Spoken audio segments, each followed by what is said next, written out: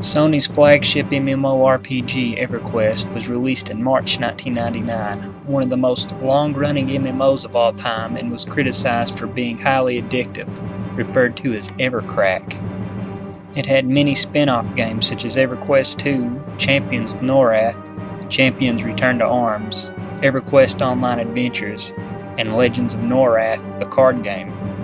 EverQuest has several servers, such as role-playing servers, PvP servers, and standard servers, with 22 expansions, 20 of which are given free to players.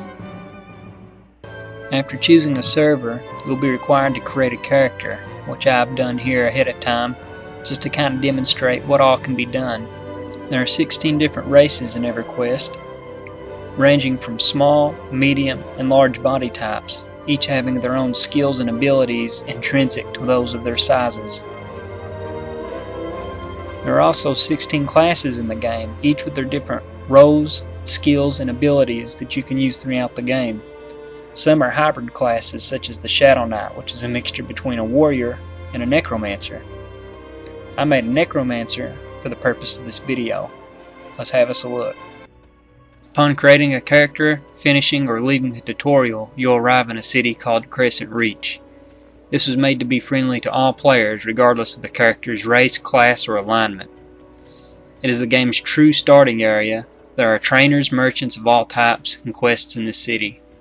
There are countless other cities in the game. Some are specific to character race or alignment, or cities composed of multiple races, each containing quests and merchants.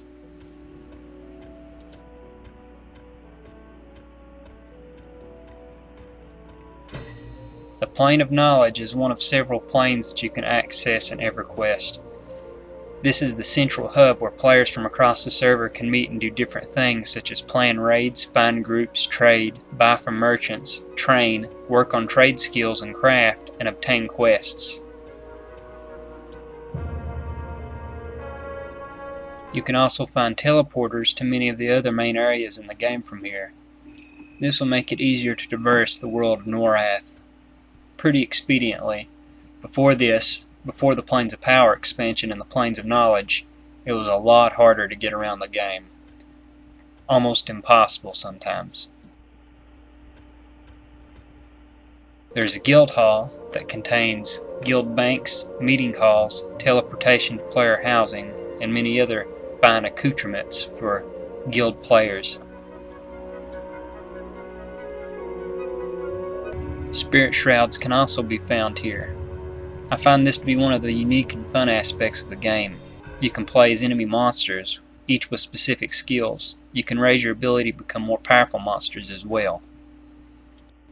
I can't recall very many games off the top of my head where this is even an option.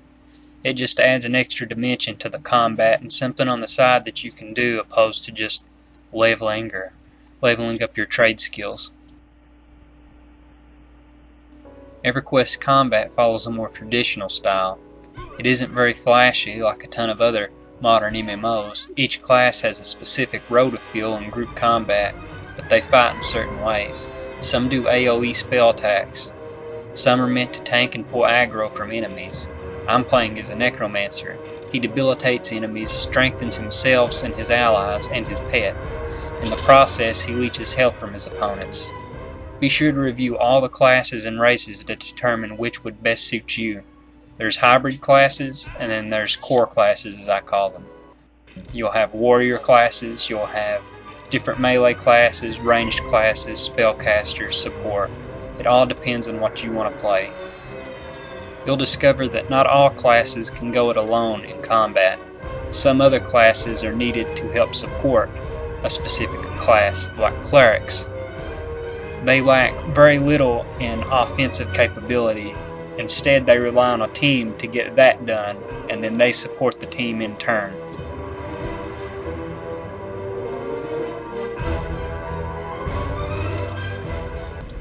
There are a variety of landscapes and areas that are available for exploration in EverQuest. There will be areas called hot zones. These are the places to be for leveling up, depending on your level.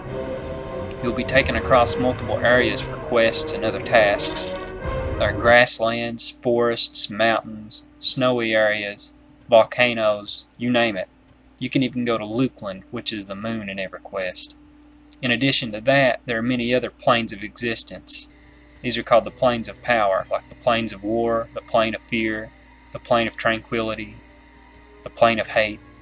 Many of these places are home to different races within Everquest.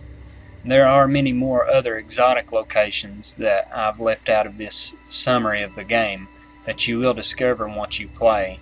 The game is nearly endless in my opinion, and they keep adding expansions, so there'll be so much more to play.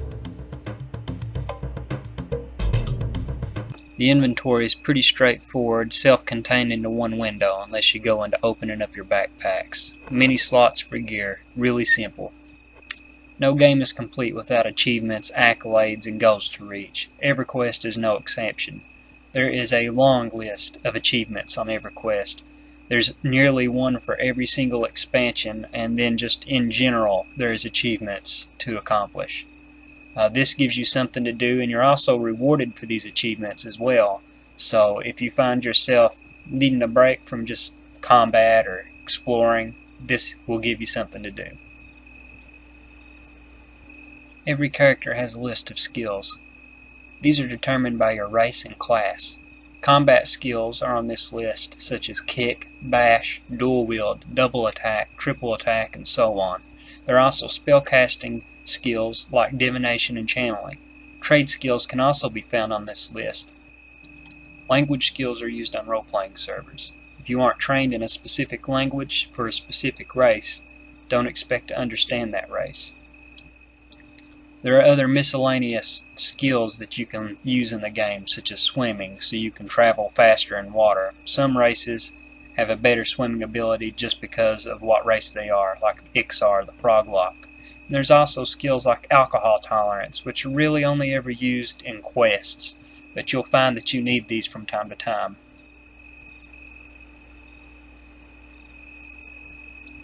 The last thing I want to talk about is AA points, or alternate advancement points. These are used to unlock special skills and abilities later in the game. Starting at level 55, you can allocate a certain amount of your experience earned to earning these AA points. Many of these skills are specific to races and classes, so depending on what you pick and make is what skills you'll be able to unlock. Some are general skills that all races and classes can use. So once you get to that point, this is how you truly define how your character is built and what sets you apart from other characters.